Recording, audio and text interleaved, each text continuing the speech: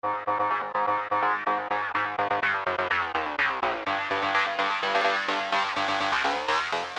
to a PragerFORCE podcast series with your host, Alex Khoury, and special guest, Nathan Apodaca. Good morning, good afternoon, good evening, whenever you happen to be tuning in to us today. My name is Alex Khoury, and I would like to welcome you to a PragerFORCE podcast series. Our topic today is a very interesting one. We are going to be discussing the morality of abortion. Today's topic, as always, is prompted by the intellectual minds over at PragerU, and more specifically, their numerous videos discussing the morality of abortion and the issue as a whole. If you would like to learn more about the topic we are discussing today, you can head on over to PragerU.com or head on over to their YouTube page where you can just, in the search bar, look up abortion PragerU for all your binge-watching PragerU needs. All right, my guest today is Nathan Apodaca. Nathan does work for the Center of Bioethic Reform, Students for Life for America, Justice for All, and is currently working with the Life Training Institute, equipping pro-lifers to make a persuasive case for the pro-life view. Nathan also works with Campus Reform and is currently finishing up his undergrad at CSUSM in criminal justice. Welcome, Nathan. Alex, great to be with you. I'm happy to have you. This is a topic that I'm really interested in discussing with you. We had a little bit of a pre-interview, so before this we discussed all the questions.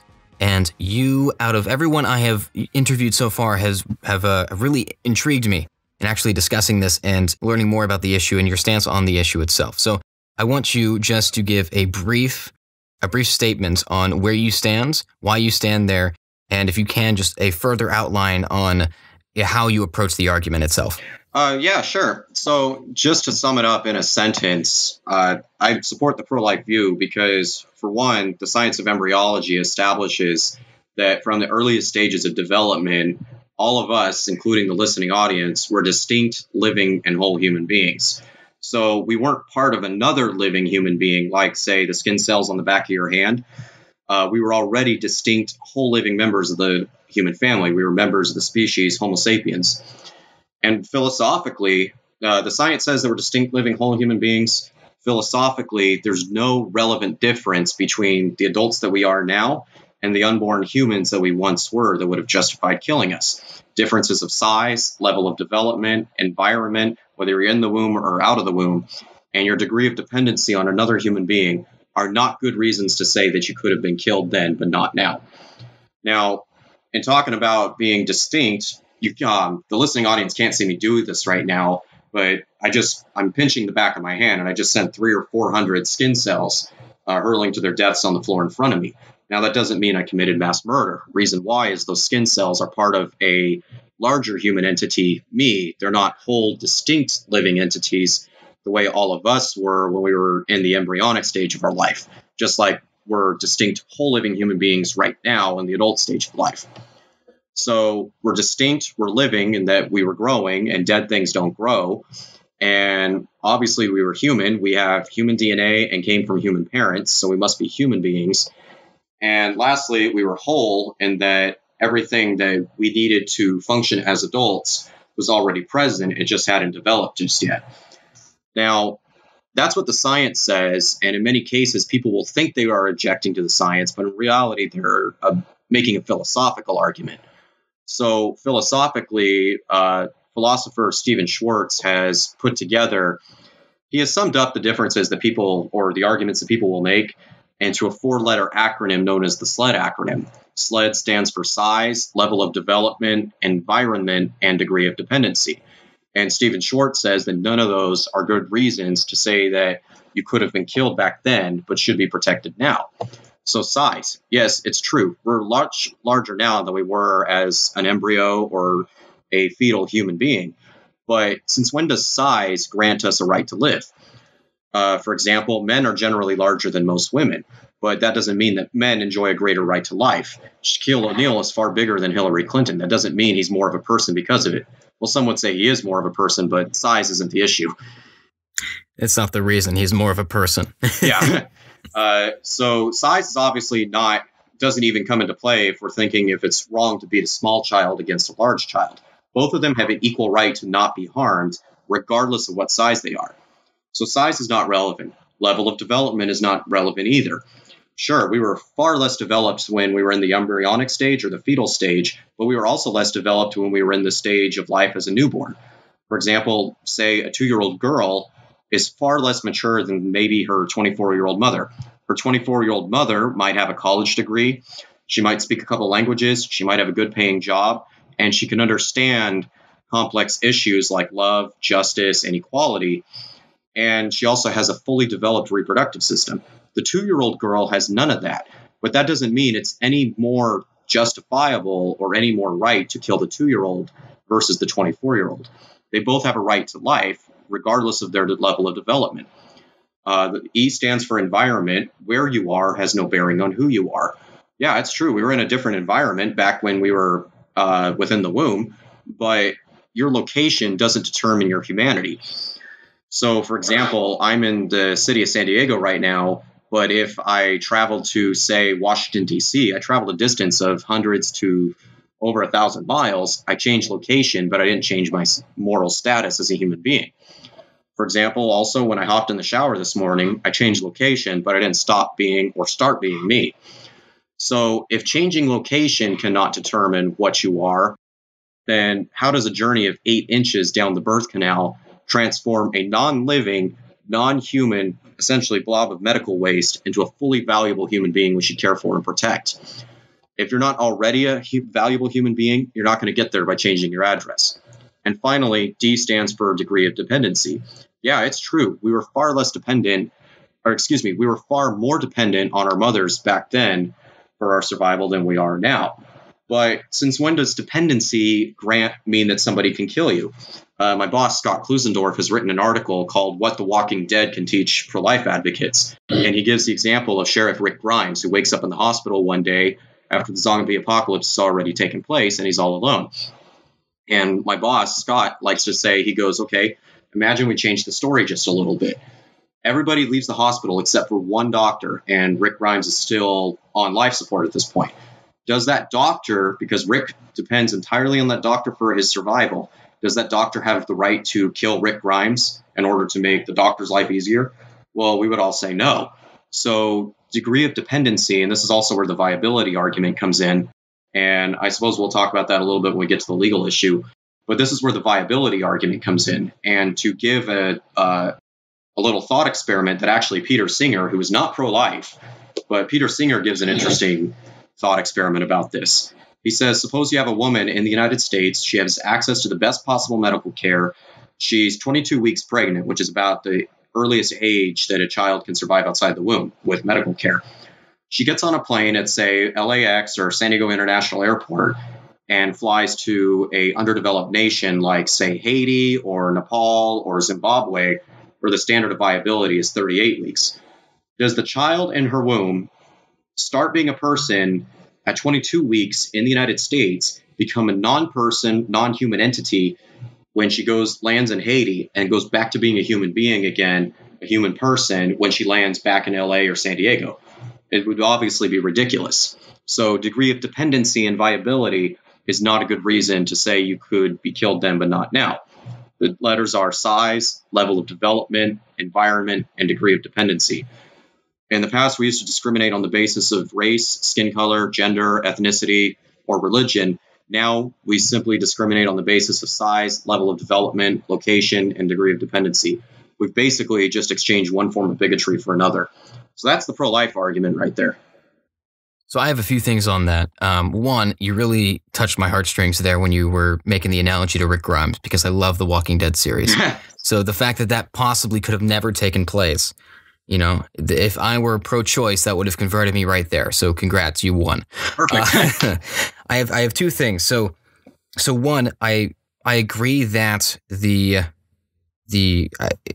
marks you have to meet in order to be considered human are completely arbitrary and insane. So that stated, you know, I think Sam Harris brought up, who is pro-choice in the first trimester, and after that he says that it's, you know, undeniable that yes, you are dealing with at a certain point a independent human life, and the rights of the child then you know, trump the rights of the mother. However, he himself notes that it is arbitrary to define life in a certain way at a certain capacity, and yet he still does it, which is very strange from a man who seems to be very logical, just in general, and consistent with his worldview. So that catches me off guard, but I see that a lot when they make the first trimester argument. is that they use this arbitrary measurement for what is deemed human life, what is deemed, I think the example I can think of is, well, they can't feel pain, right? They try to use a scientific argument as a moral prescription, which I think is flawed. And then second, dependency doesn't mean the individual isn't at some point independent or at all times independent, right? It doesn't mean they're not an independent life. It's just something you touched up upon a few times there. Yeah. Right. Just because, for example, if I like to make the analogy to someone who is not brain dead, but who is on life support. Yeah. And who you knew after 8 months would be a living, quote, viable human being again, right? Yeah. Are you justified if you, knowing this information, in 8 months they will be alive, well, and I don't want to say totally fine of totally void of any after effects, right? Because that's somewhat irrelevant. The thought that if there were after effects, you would pull the plug is disgusting, which is another case in abortion, right? When if you can tell the child has a learning disability or a disability of some sort, and then parents opt to abort the child, that's a different type of evil. Yeah. Right? That's a different type of evil altogether. But putting that aside, if you knew that in 8 months this person would be living and viable, quote unquote viable, would you pull the plug?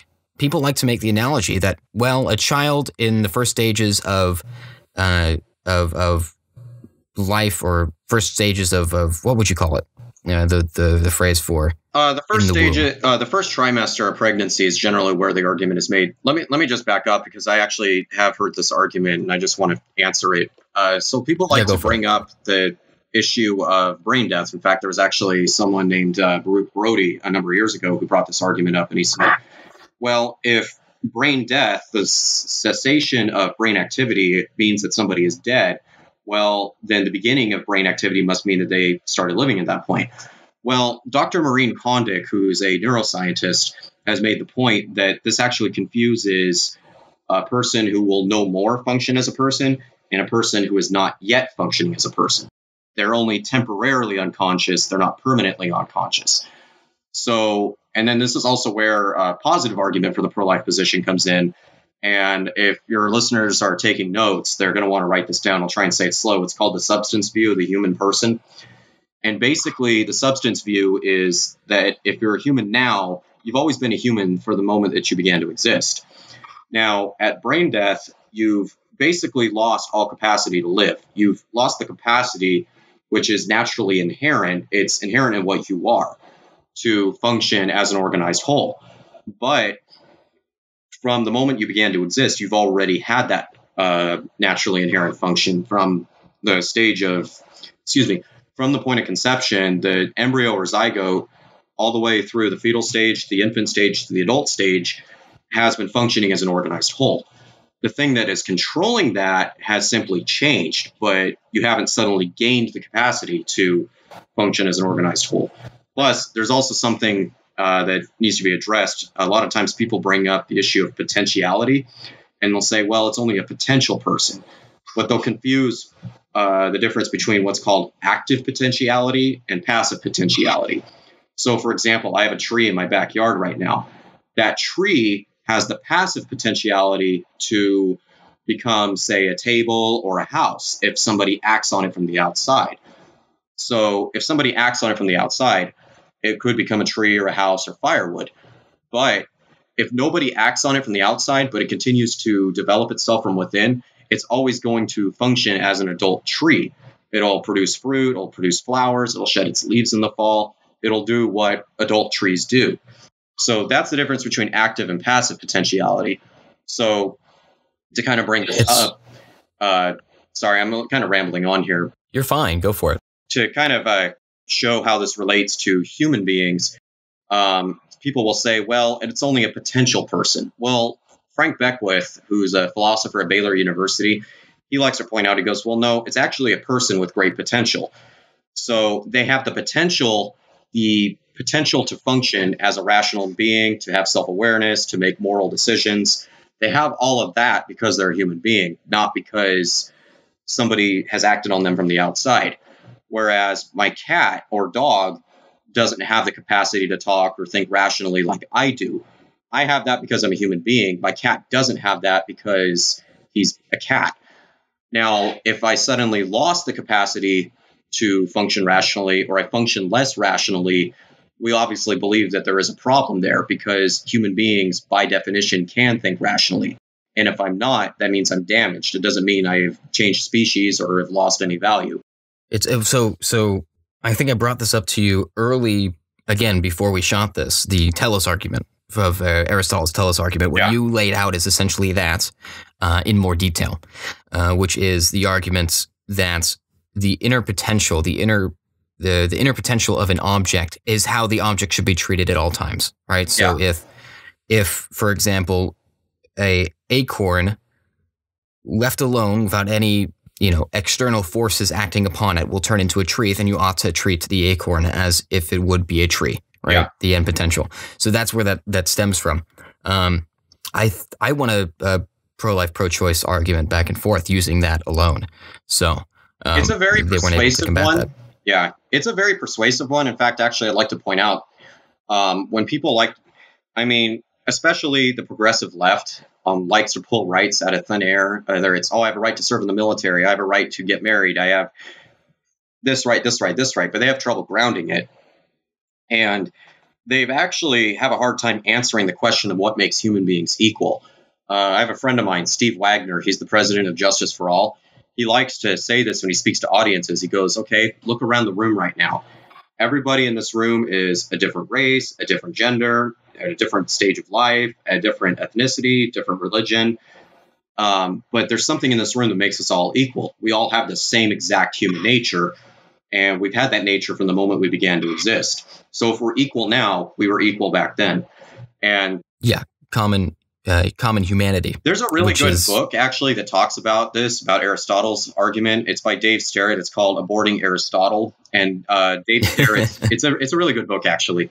And Dave, it's a clever name. I like it. Yeah, he makes the argument, actually, that we need to return to Aristotelian metaphysics. Now, Aristotelian metaphysics, I'm probably boring your listeners with a lot of philosophy right now, but if they're bored, they shouldn't be listening. There you go. It's kind of the wrong show. Yeah.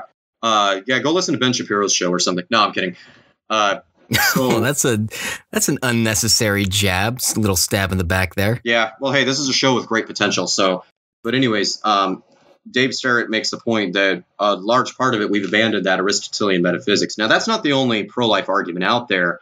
There's the argument by Don Marquis, who's actually not a religious person. I believe he considers himself an agnostic or an atheist.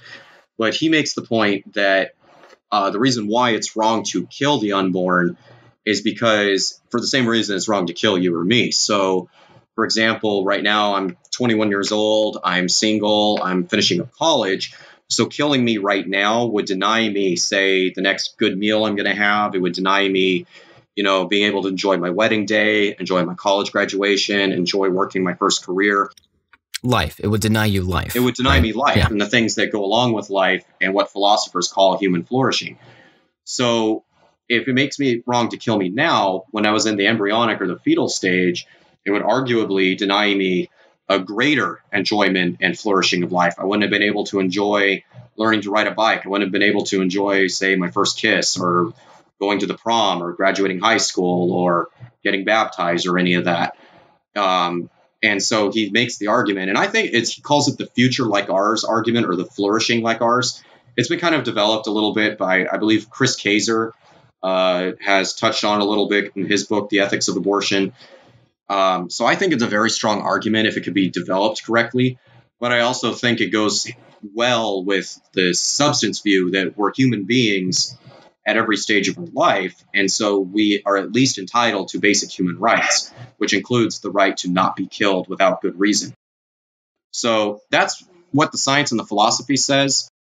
And then if you just want to talk briefly about these, we did this in the pre-interview, what the opposition usually says. And so the first one, essentially, and probably the most common one now, given our current political environment, we have the most tolerant and respectful political environment we've ever had, right? I would say you could argue against that pretty pervasively. You could say that somebody's been living under a rock and not been watching CNN, but we won't go there. We've discussed that in length, in great detail earlier. Actually, when we were recording this, Ben Shapiro just yesterday testified on the Hill in favor of free speech on college campuses, which is very interesting. Ben Shapiro and Adam Carolla. That was one of the best things I've ever seen. Well, it's really, not to go off topic real quick here, but it was really refreshing because Canada just had the same thing with, I forget the bill number, but it was basically, it labeled any speech towards transgenders that used improper pronouns as hate speech. Yeah. And you could be punished by law for doing so. You had Jordan Peterson and God Sod over in Canada, which they are the equivalents of, Ben Shapiro and Adam Carolla here, right? The free speech fighters leaning a little more conservative, not fully for them. Right? It's different in terms of, region, because conservatism changes, between nations for the most part. Yeah. Right. The brand, at least. But it was interesting. It's also kind of scary because Canada doesn't have the same free speech protections as we do here in the United States. Yeah. And the fact that we both are having trials now on free speech and the suppression of free speech in our nations is terrifying. Yeah. It's terrifying. So, especially for groups like conservatives, like libertarian groups. I mean, we always get lumped into with the bad guys, like the alternate right, the KKK and everything. And most of those assertions, and this is where one of the bad ways people argue about abortion is they'll attack the individual instead of attacking their argument. Well, what's crazy, too, is we are the ones fighting for liberty. I lean much more, libertarian, liberal than I do conservative. Right? Yeah. My conservative views are basically on the market itself. Yeah. And not on social policy. Social policy, I'm almost purely libertarian. I'm a live and let live kind of guy. But what fascinates me is that someone who is spewing the liberal ideology is criticized for being a Nazi, the antithesis of everything I view. Yeah. So it's almost, surreal. You can't believe it. Oh, yeah. I think in large part, and then I'll get back to my main point in just a moment, but I think in large part, it has to do with especially the suppression of free speech and academic freedom on the college campus. The college campus is definitely promoting a very left-wing agenda to its students, a very pro-choice and pro-abortion agenda, arguably. But I think that has a large part to do with it is a lot of college professors who are on the left like to make themselves make students think that they're only those on the left have anything intelligent and rational to argue. And Frank Beckwith has written a really great book on the issue of religious liberty called Taking Right Seriously, RITES. It's actually a pun on the book by liberal scholar Ronald Dworkin called Taking Right Seriously, RIGHTS. Yeah. And he makes the point, he goes, especially a lot of legal scholars, they like to look at religious liberty and say, well, religion is so inherently irrational, especially when it comes to issues like sexual ethics or the right to life.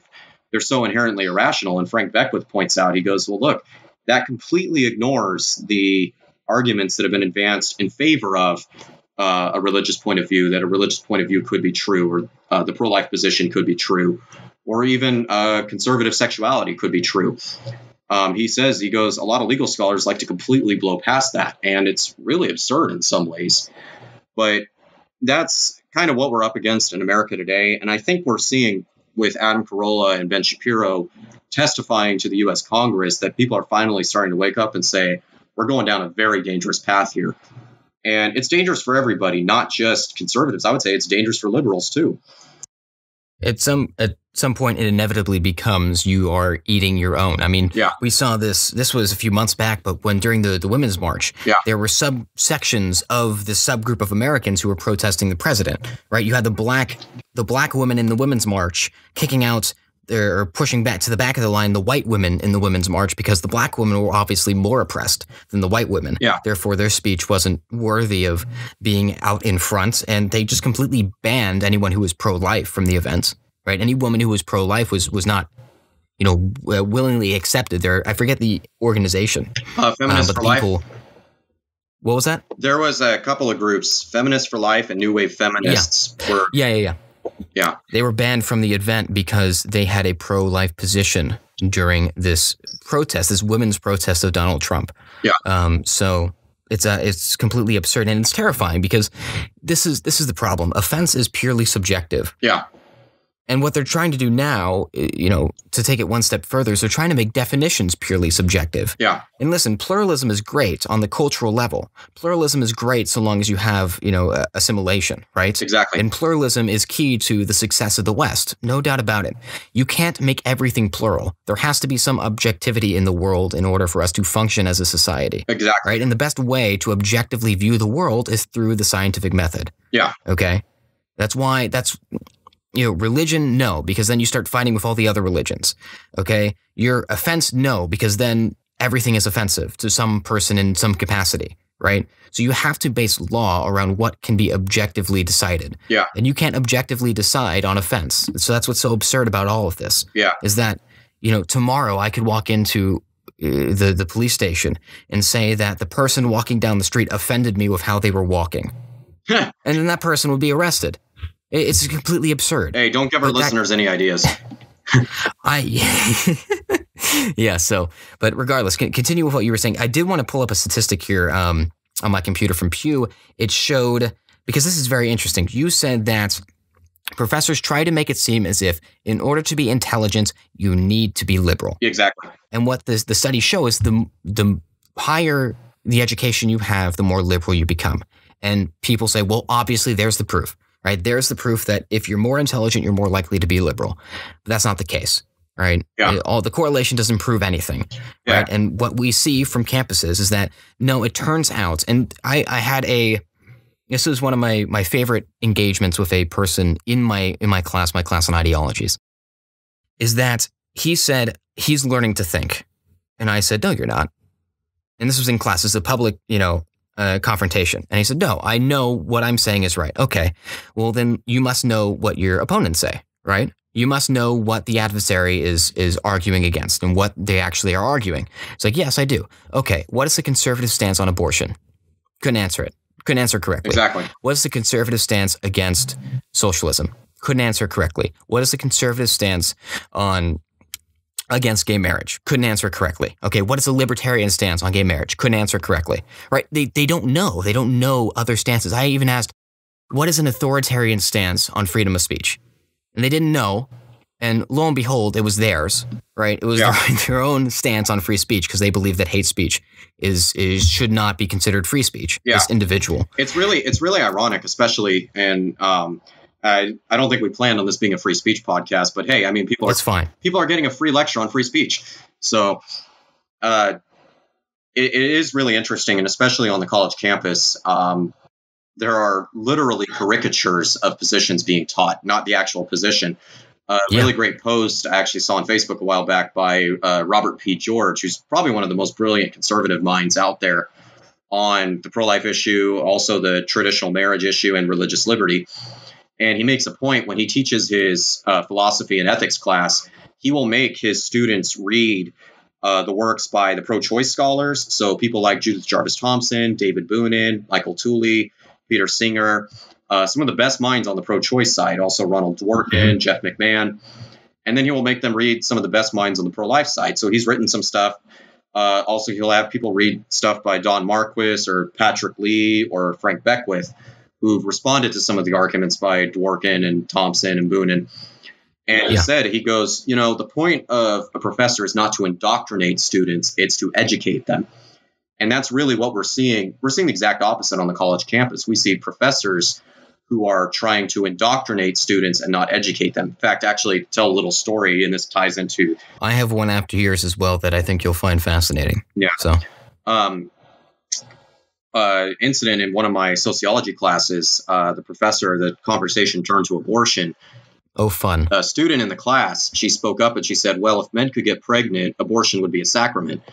And this is one of the worst, it's probably the worst argument I have heard. Actually, I take it back. It's the second worst pro-choice argument I've heard. The first. What's the first, real quick? I want to know.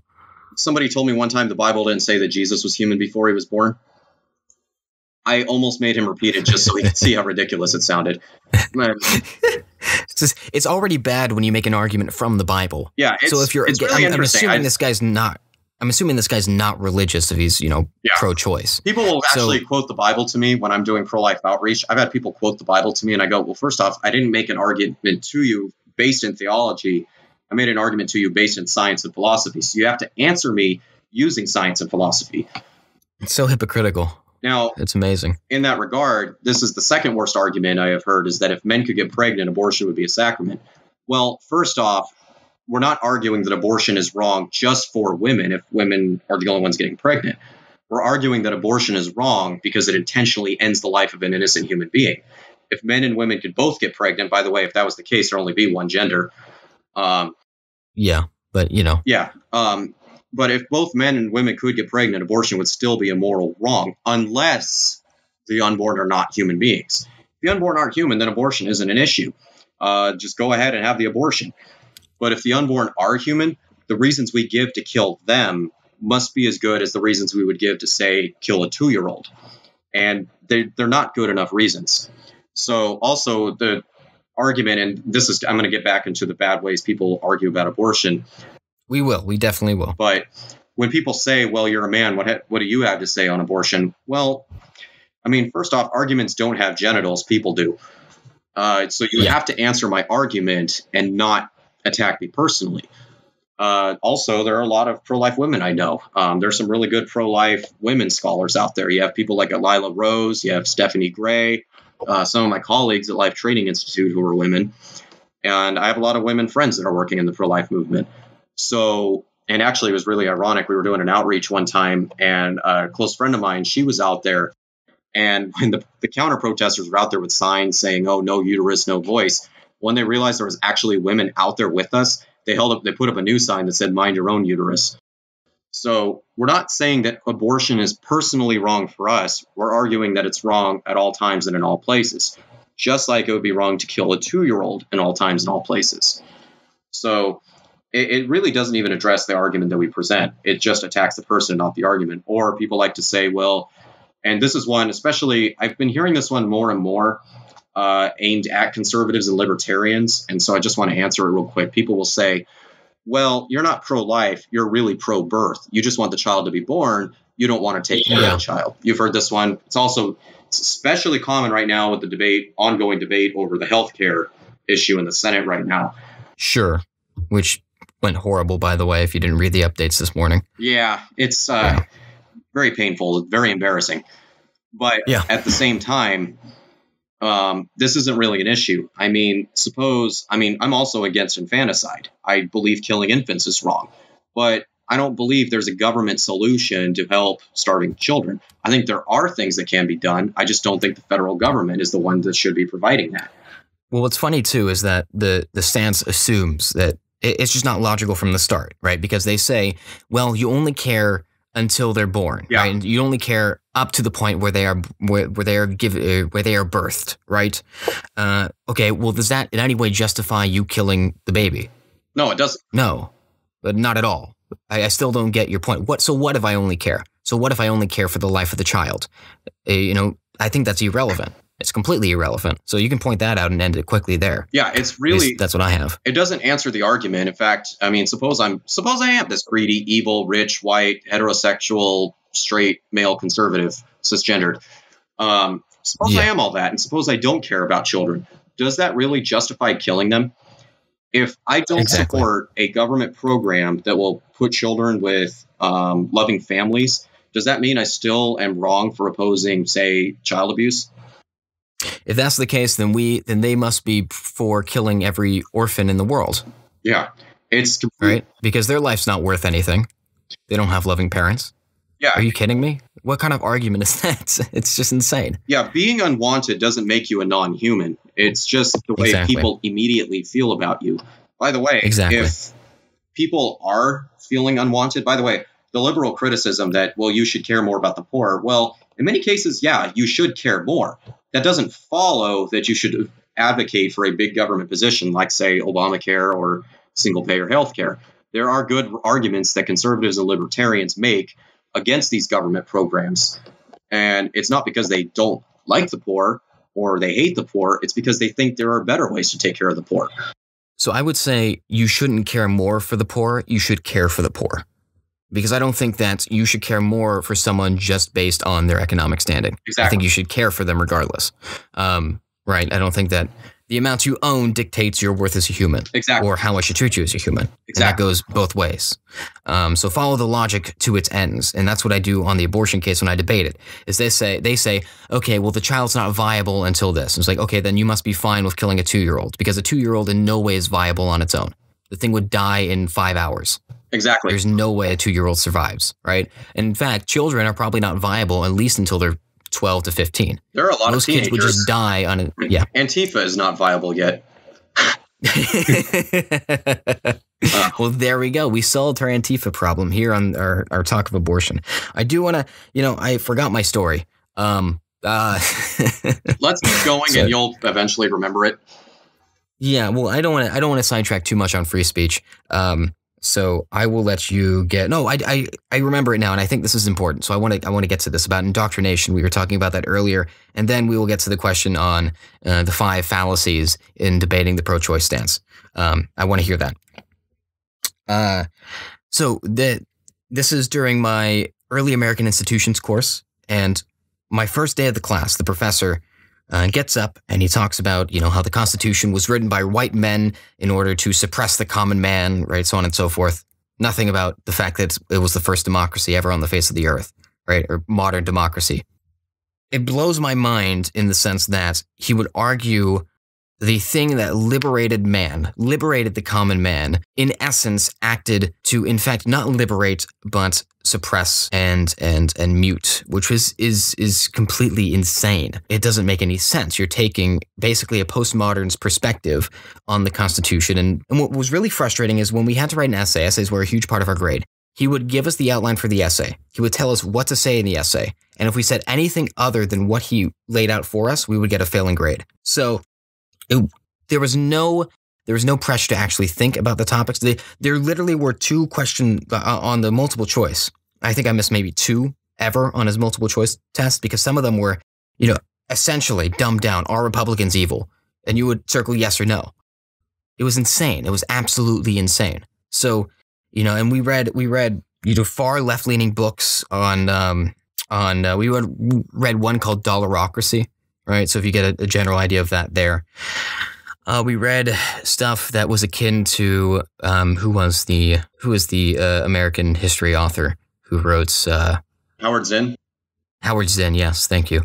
Akin to Zinn's work, which is insane, and so on and so forth. And we were not taught at all to think for ourselves. We were told what to think, and it was baffling. And this is a professor who really liked me because, wow, I did really well on his tests. Well, no kidding. I know all the bullshit you spew. I know it by heart because I debate it and debunk it every single day. So, I can play devil's advocate for the A. I didn't dare once say I was a part of, Prager University or was interested in PragerU, or that I was, have had slight conservative leanings, or so on and so forth, or else I would have been crucified. I would have failed the course. I'm convinced that I would have failed the course. Yeah. So, I want to go back to your argument, but I think free speech is important on this topic because otherwise, it's important on every topic, because otherwise you don't get to debate the topic. Yeah. And you need the only thing that people who are pro-life need at this point is a public forum to actually advocate their policy, and then they win because it's such a better position than the alternative. So. I want to hear. I want to finally get to the 5 fallacies you were talking about. So please take it away. Yeah. So we already talked about one. People will attack the person rather than attack the argument. They'll say, "Oh, you're a greedy, evil Republican. You're a man. You can't get pregnant." Stuff like that. We already showed that doesn't even remotely address the issue. The second bad way people will argue about abortion is they will assert rather than argue. So people will come up and they'll say things like, "Well, it's just a clump of cells," or "My body, my choice," or I have the right to do whatever I want with my own body. Well, you need to explain that a little bit more. Those are just assertions. They're not actual arguments. Yes. Why? Why do you have? So, like I said, the pro-life argument in a syllogism is just a fancy word for an argument.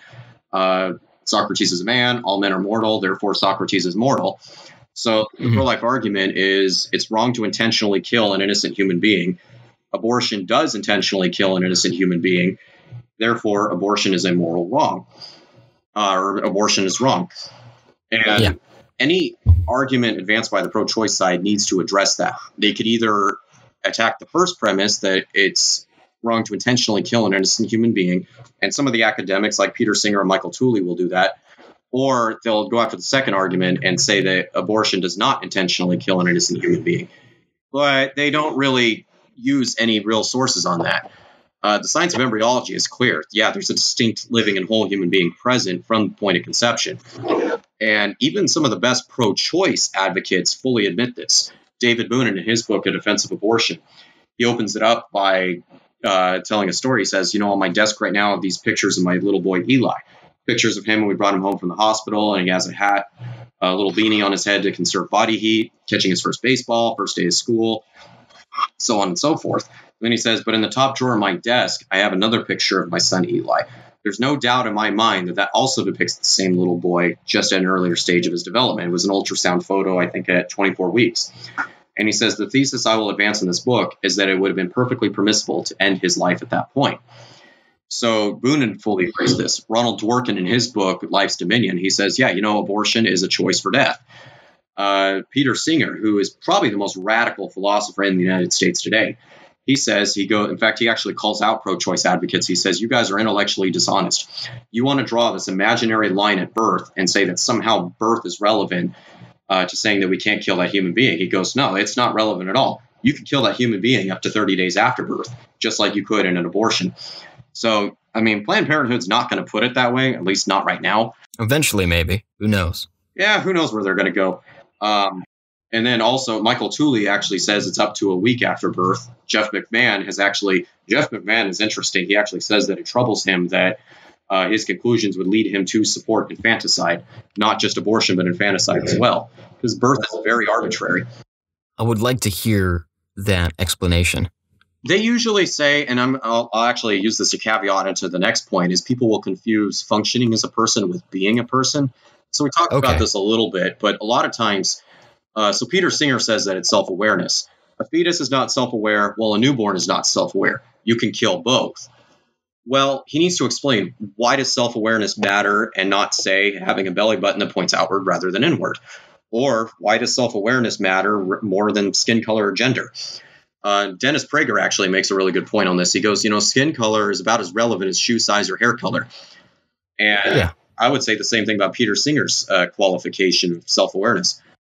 Well, something I want to point out real quick is that this is the issue with having science as a moral philosophy. Exactly. Is because you can come up with a justification for killing a child. You can come up with a justification for killing anyone under a certain IQ level, right? Yeah. If you are mentally retarded, you're not viable to the world. You get the axe, right? Yeah. So, this is, I wouldn't even say that it's irrelevant. I would say that you are doing a great evil, or you're committing a great evil to the world in saying that viability dictates your worth as a human. Yeah. Well, at that point, you're making a moral argument and not a scientific one. Science can tell us what something is. Science cannot tell us how to treat that thing. For example, science can tell me what my dog is. Science cannot tell me whether or not I should kick him across the living room floor because I'm angry the Chargers are leaving town. Sorry to LA for that. Back to the main point is science will not tell us how we should treat the unborn. That's where philosophy comes in, philosophy and moral reasoning. So, and actually Peter Singer is it's very interesting about this. He goes, there's a human being from the point of conception. That can be determined scientifically. What is a human being? Simple. It's simply a member of the species Homo sapiens. And we know there's a member of that species from conception onward. But, and he actually says this, he goes, this is the fallacy a lot of pro-lifers make, is they will confuse science with moral reasoning. There's no reason we should treat that human being like we would a human later in life. Now, I disagree with him. By the way, his argument works. Human equality is a myth and should be relegated to the ash heap of history. Exactly. I fully agree with what the Declaration of Independence says, that all men, by the way, by men, they mean all human beings. I'm not sexist. Of course. Yeah. But all men are created equal and are endowed with certain inalienable rights by their creator. Whether you believe in a creator or not is irrelevant. You should at least believe that all humans bear some sort of moral right. And I would say the right to life is that right, just like the Declaration of Independence says.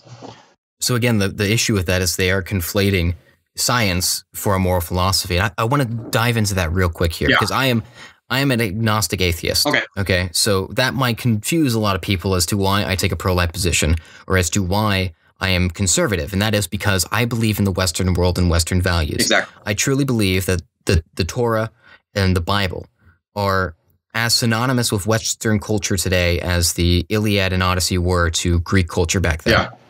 And what you can find, so if you like me believe that God is a construction of man, and then therefore the Bible, which is the accumulative stories of God, of the the ultimate optimum, right? Yeah. The ultimate, this is what you have to follow, the ultimate for human morality, correct? Yeah. Then therefore the Bible, the Odyssey, so on and so forth, all of these stories throughout time show, if you look at it through an evolutionary lens, they show the development of the human perspective on life. Yeah. And where we have discovered certain traits and our development in terms of thought throughout the ages. There's a lot of power in narration. There's a lot of power in these books that you need to decipher to understand the Western canon.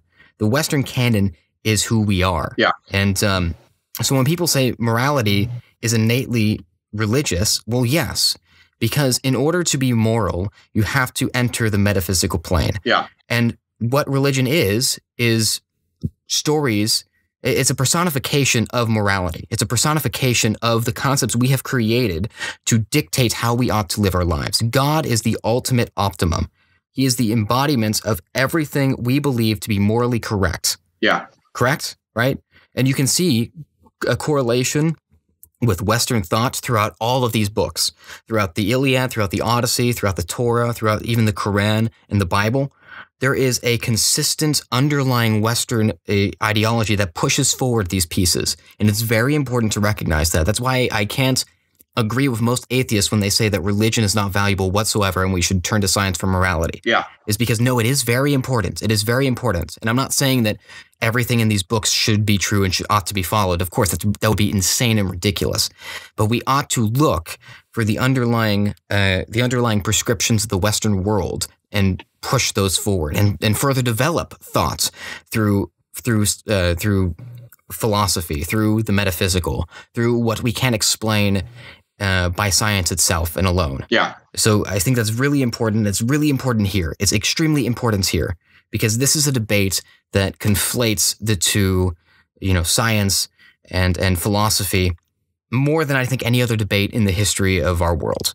Yeah, right. I would agree. It is a very, very hard debate to keep separate those issues. Yeah. And it's really important that we do. It's really important that we do, or else we come to these fallacies as what Singer proposed that, so what if you're human? So what if you're human? What does that mean? Okay, well, now you're trying to answer a moral argument or a moral question through science itself, and that is terrifying. It's really, it should scare anybody. It really should. Yeah, it's very, and that's very, there is what's called a scientism where you pretty much make science the completely only way we should pursue knowledge. And that's not a scientific statement. That's a philosophical statement about how we know knowledge. It's epistemology and ontology. Exactly. But, it's also interesting, and we're getting off topic again, but this is a good topic. And I would like to say, especially to our friends on the secular left, is, don't completely ignore the Bible because, the Bible, the Torah, and other books as well that aren't religious. You look at, say, more modern ones, John Stuart Mill's book on liberty or Federalist Papers. And John Locke's. There you go, John Locke's. Hell, the Odyssey and the Iliad are amazing for decrypting the Western canon as it stands. If you want to understand the West and Western culture, you have to look at the foundations for it. The Bible, I would argue, is probably the one that gives the most foundation, is probably the least understood by people today. I'll have people come up to me and they'll say, well, this part of the Bible says this. And I look at them, and frankly, I'm actually a Christian. So I'll look at them and I go, that's not what it says. It doesn't say that at all. So there is a lot of, unfortunately, there's a lot of biblical illiteracy and there's a lot of ignorance about literature in general, not just religious texts, but other books like John Locke's books, John Stuart Mill, the works by the founding fathers. Sam Adams is often misconstrued as well for something that can be considered Marxist, which baffles me. Yeah, it's there are some really funny remarks like that out there. you got to understand is where a lot of these, I mean, I'm taking a summer philosophy class right now, and we're looking at some of these, like right now this week, we're looking at Samuel Adams and Adam Smith and the arguments for capitalism, and then contrasting them with Karl Marx and the arguments for communism. So we looked at a series of op-eds, some written by scholars over at the American Enterprise Institute, and then others by scholars with the Washington Post and the New York Times. They were arguing for communism, saying, oh, we should give another look at communism, and then the American Enterprise Institute saying, no, we've done that before, and it usually doesn't end well. So it's really interesting. You got to understand where a lot of these ideologies and worldviews are coming from. But anyways, kind of back to where we were at with confusing functioning as a person with being a person, is human beings are persons by their nature. I mean, human beings are just persons by definition. Now, Chris Kaiser points out is that it's not really a good idea to say that all persons are human beings. So, for example, if we got visited by aliens today, say like a group of Vulcans came down and visited us, like in Star Trek, they would be persons, but they wouldn't be human beings. Or, for example, a lot of religious people, like Christians, we believe that God is a personal being and that he has a rational and moral nature. But he's not a human being, but he is a rational being. So we're not saying that a person has to be a human being. We are saying that a human being has to be a person, though, or a human being is a person by definition. So that's the third way people will argue about abortion. The fourth way is people will focus on the hard cases. So they will bring up cases like rape or incest. And I just want to talk about this briefly. Is many times when people bring up the rape or incest question, usually there is an underlying issue supporting it. In many cases, they may know somebody who has been a victim of sexual assault, or they've been a victim of sexual assault themselves. And so, especially for pro-life advocates and conservatives and libertarians who are pro-life, establishing common ground and really listening to understand the person is of the utmost importance here. Don't fake compassion, but be compassionate and loving to them, because that's what they need more than anything.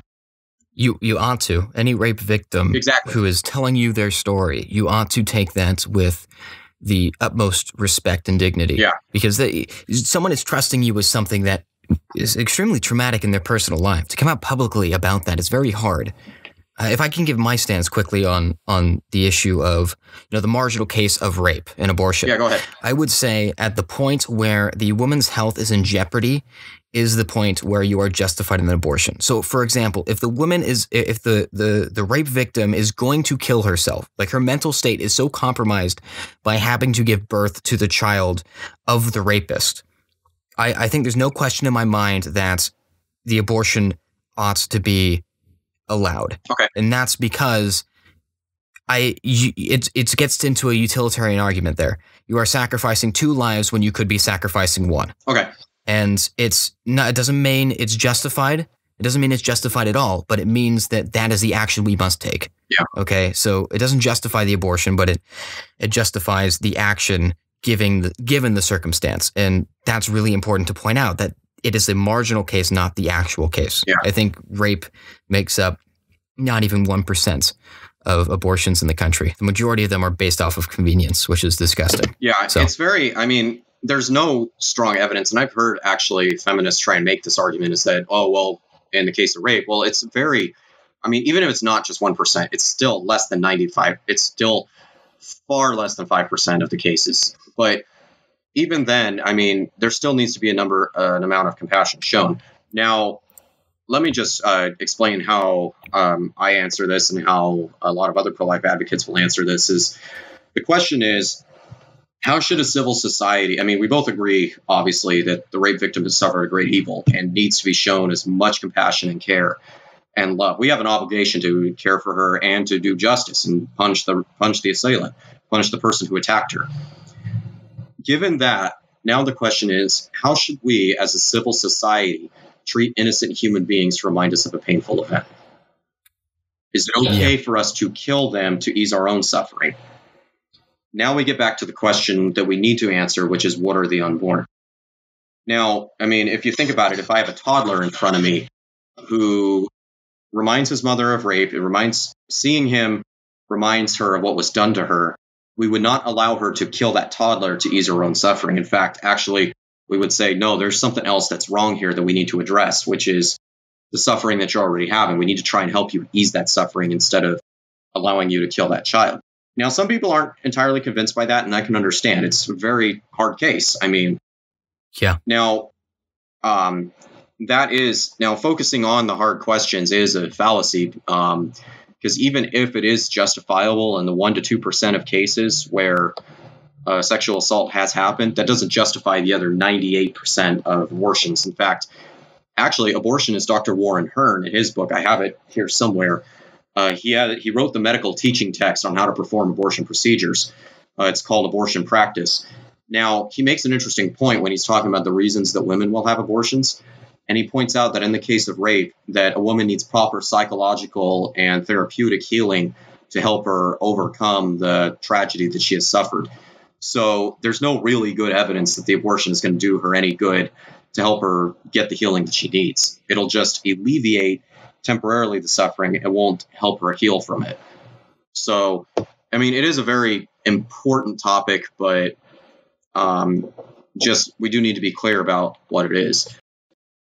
So that all being said, what are some, in terms of the legal argument, what are some cases that pro-lifers should be aware of when actually engaging in these conversations, and any laws, add in addition any other laws that we ought to be familiar with when engaging in a conversation with someone who is pro-choice? Yeah. So the two cases that pro-lifers need to be aware of in the United States, there was the infamous case of Roe versus Wade, and then the companion case, Doe versus Bolton. So what Roe versus Wade did is it basically co-opted the abortion issue from the state legislatures, and actually did what was similar to the Obergefell decision a couple years ago. They took it from the state legislatures and essentially legislated from the bench and made abortion legal in the first and second trimesters. And the Roe court said that abortion may be restricted by individual states in the third trimester after the point of fetal viability, because then the state has a compelling interest in protecting prenatal life. However, if that pregnancy leads to a health complication, then the woman is going to have a health complication, then she can get an abortion in the third trimester.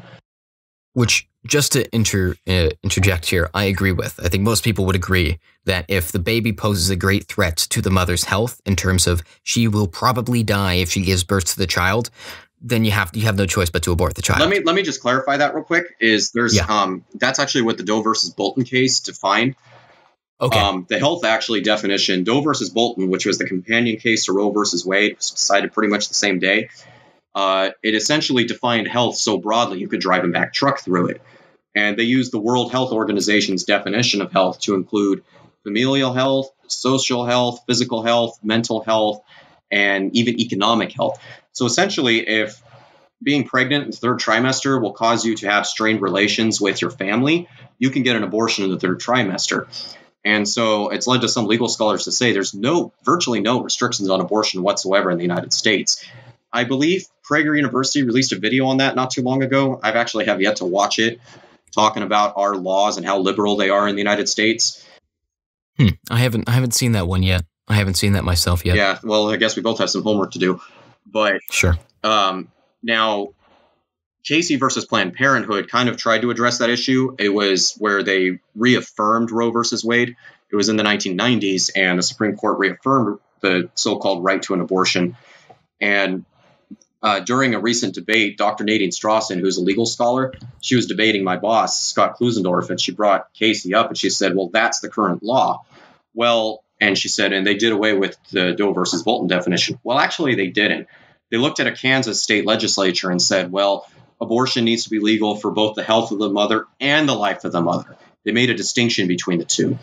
So, and also when the debate over partial birth abortion was going on, this kept getting brought up was, well, this is necessary to save the life of the mother. Well, and there's a lot of issues involved with that. The American Medical Association has said there was no good reason for partial birth abortion to be used to save the life of the mother. It's a 3-day procedure. And there is no good reason to use it to save the life of the mother over a 3-day period.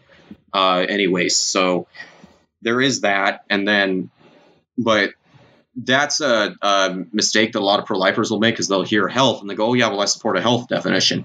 And during her debates with President Donald Trump, Hillary Clinton brought this up, and she said, well, abortion is a health decision in the late term, or push-to-birth abortion was a health issue.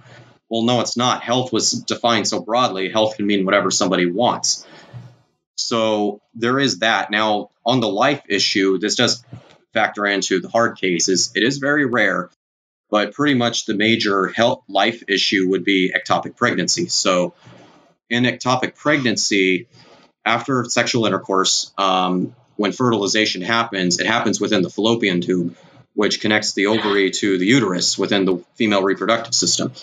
Well, in ectopic pregnancy, the embryo implants on the wall of the fallopian tube and begins developing there. Now, once this has happened, the child is doomed. We don't have the capacity to save the child at this point.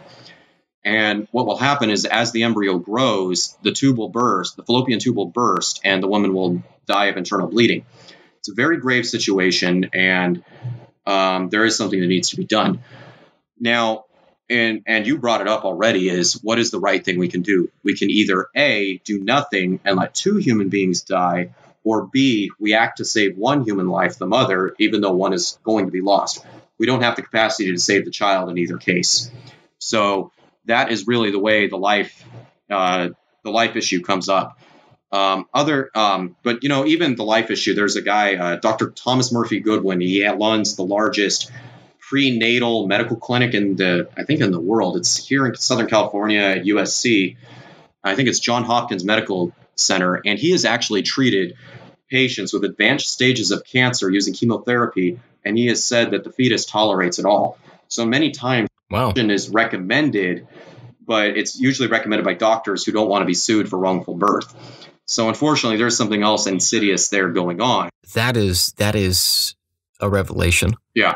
So many times it's very rare that that abortion has to take place. And usually it doesn't even have to happen at all. Ectopic pregnancy is probably the only case. In that case, the purpose of the surgical procedure is not to kill the child, it's to save the mother. Or, for example, if a mother has a cancerous uterus and she has a child growing inside it, well, we have to save both lives. If the mother dies, the child dies. But in order to save the mother's life, we have to remove the uterus, which is going to kill the child anyways. What's the most good we can do? Well, we have to save 1 life, even though 1 is going to be lost. Now, if the medical technology is developed where we could save both lives, it's a different story.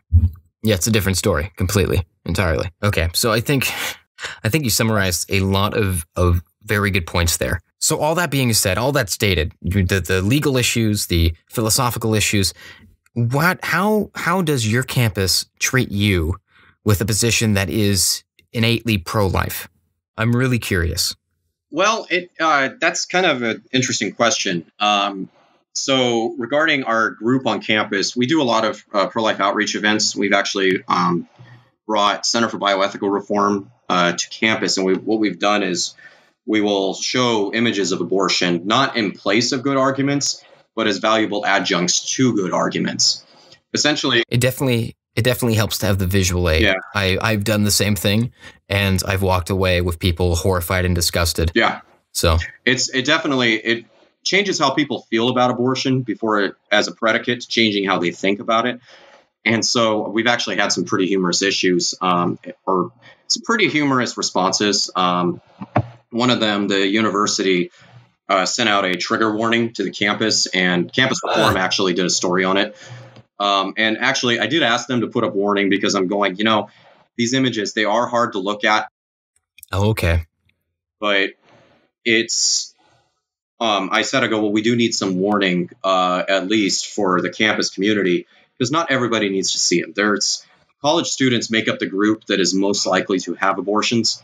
And so I already understand that there are a lot of post-abortive men and women on my campus.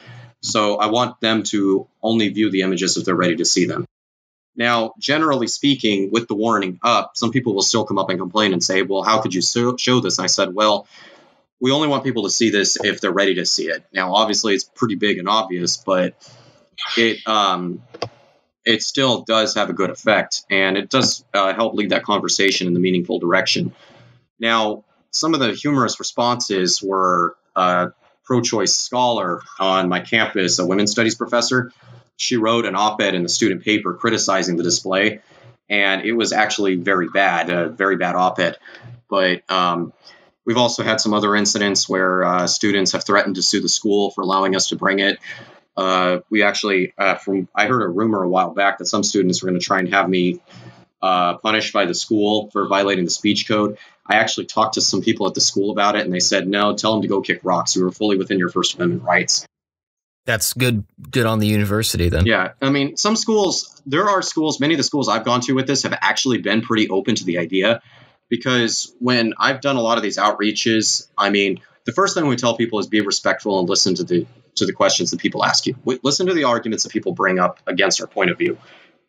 I mean, you don't have to be the next Scott Klusendorf, although that does help. But, you know, be aware that you're listening and that you're respectful. And actually, it does also, and this is true for any issue, be listening and respectful and thoughtful in your responses, and it will help make your case a lot more reasonable. We were doing an outreach at Miracosta Community College. It's here in the San Diego area. And a lot of students, actually, the campus feminist group came out. They were protesting. They were tossing out condoms. They were just being all around obnoxious. Well, students who were on the fence line about the issue, they actually started rethinking it. And they were saying, well, you know, you made the more reasonable case for your position, and you were respectful and calm in the way you dealt with us. You weren't obnoxious and vulgar and tossing out condoms everywhere.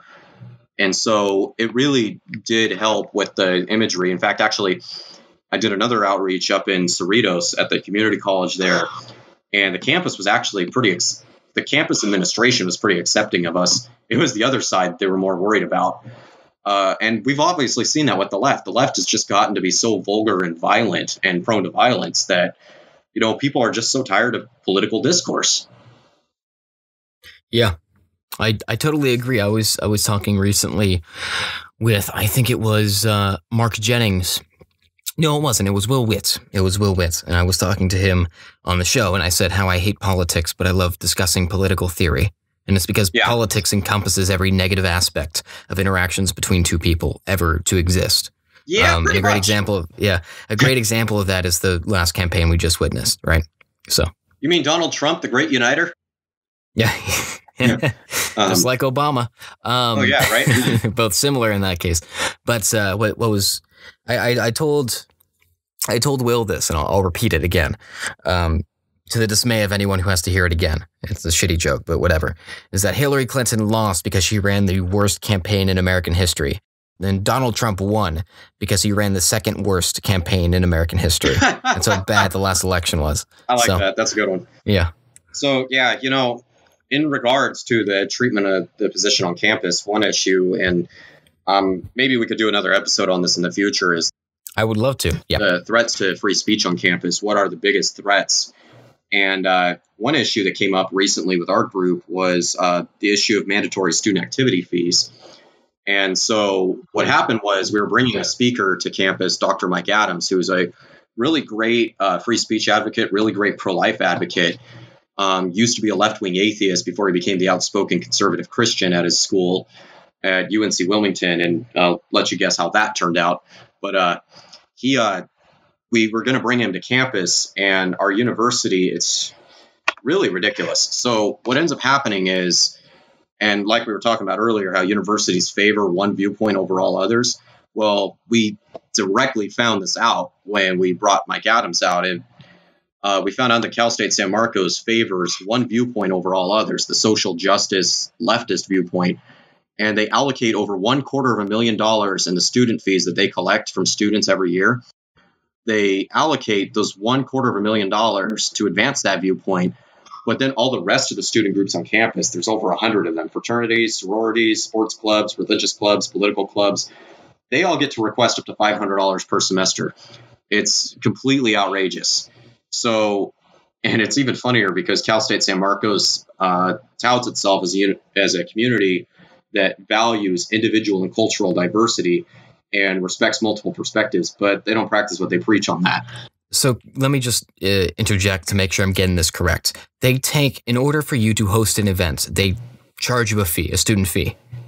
Yes. Correct? Yes. And then they take 25% of those fees collected to promote a certain type of event and organization. Yeah, so let me kind of clarify it. It's the student government is called Associated Students, Inc. They have it at universities all around. And what they do is they collect this fee. It went up from $50 to $75 last year.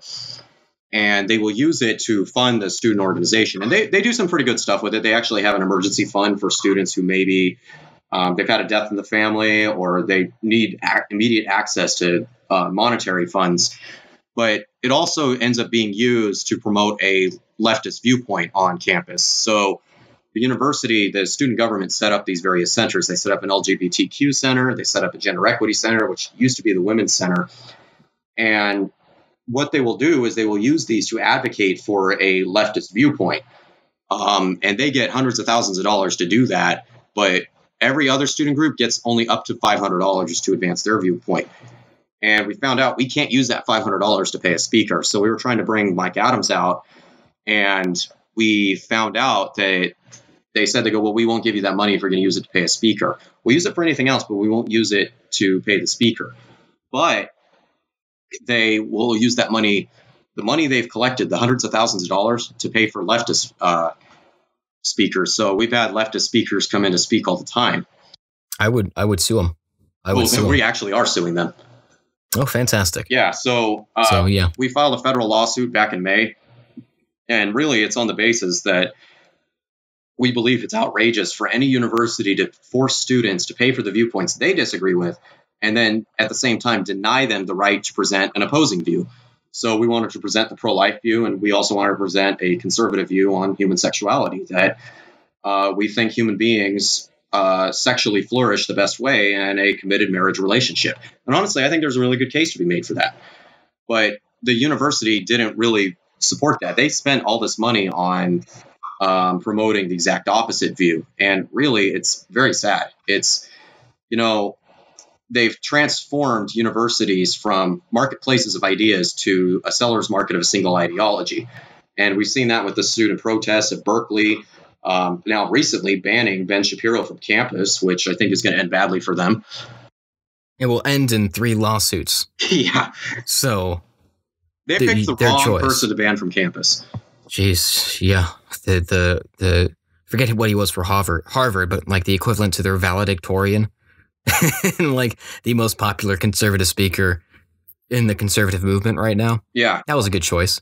That was a good choice, Berkeley. Yeah, he's very radical. Mike Adams is kind of similar. He's very radical also, but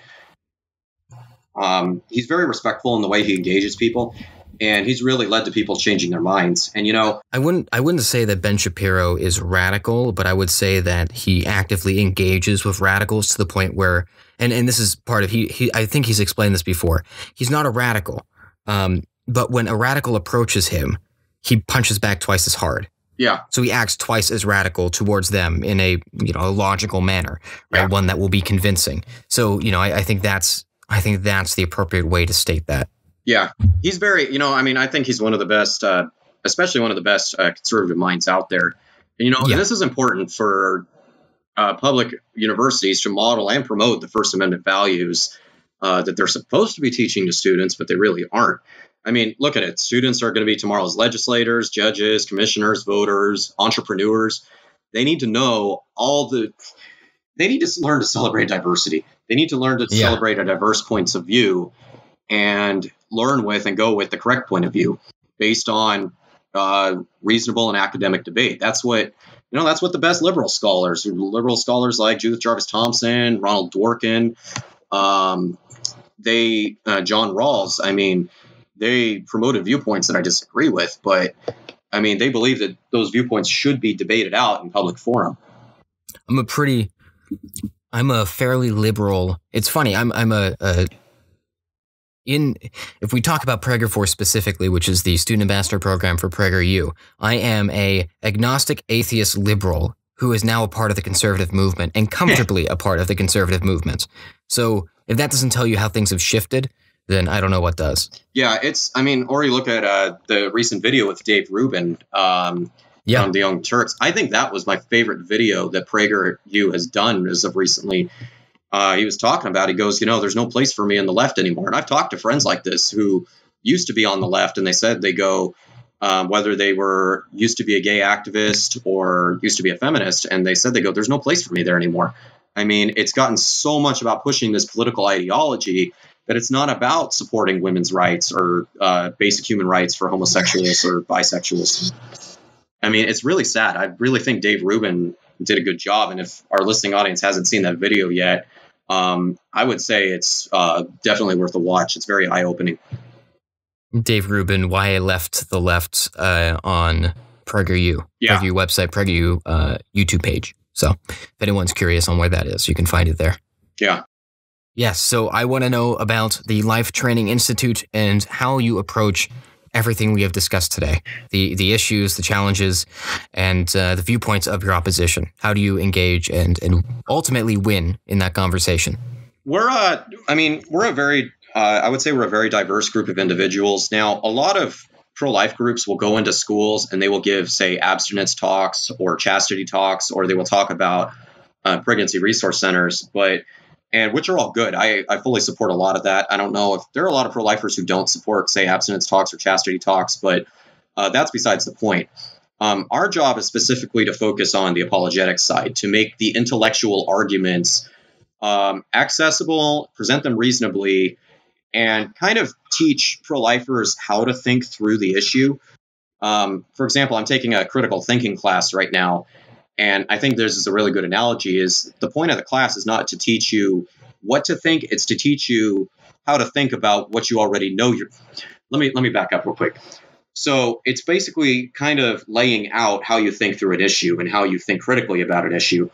And so that's kind of what Life Training Institute does, is we give people who are pro-life, we explain to them how to communicate their views in the public square, both reasonably, persuasively, and respectfully. And so we'll go to schools and churches and we will present a case for life. It will do several things. One, it'll encourage the pro-life students that are there that the pro-life view is actually very reasonable and persuasive. It'll also and it has had the effect of changing the minds of pro-choice students. They will listen to a presentation on abortion and they will say, I'm really going to have to think about this. I've never heard something so you were respectful and persuasive. And it's very encouraging for pro-life students, especially before they go off to college. They'll actually say, if conservatives or Christians have something reasonable to say on this issue, what else do they have something reasonable to say on? And exactly. We can also talk about probably the most controversial moral issue of our day, but do it in a way that's reasonable and persuasive and respectful. And honestly, I think that if we keep doing that, it'll carry over into other political issues as well. Well, Nathan, I really appreciate you coming on, and I think everyone else listening does as well, because you definitely gave really good insight into the issue of abortion, pro-life versus pro-choice, and why you stand where you stand, and why you believe that is the more morally acceptable and morally correct position to take on the issue. I want to let you have the final word before I let you go. So please go for it. Anything you want to say before we head off? I would just encourage the listening audience now to go to prolifetraining.com, which is the website for the Life Training Institute. Check out the resources there. There are audio lectures on the issue of abortion. And also check out the series of articles written by my boss and some of my colleagues called The 5-Minute Pro-Lifer, How to Defend Your Pro-Life Views in 5 Minutes or Less. And then also I would recommend picking up my boss's Scott Klusendorf's book, The Case for Life. It'll pretty much go over everything we've talked about today, and then it'll also address some other issues as well. Ladies and gentlemen, Nathan Apodaca, thank you so much for joining us, and we will see you soon. Have a good one. You too. Thanks.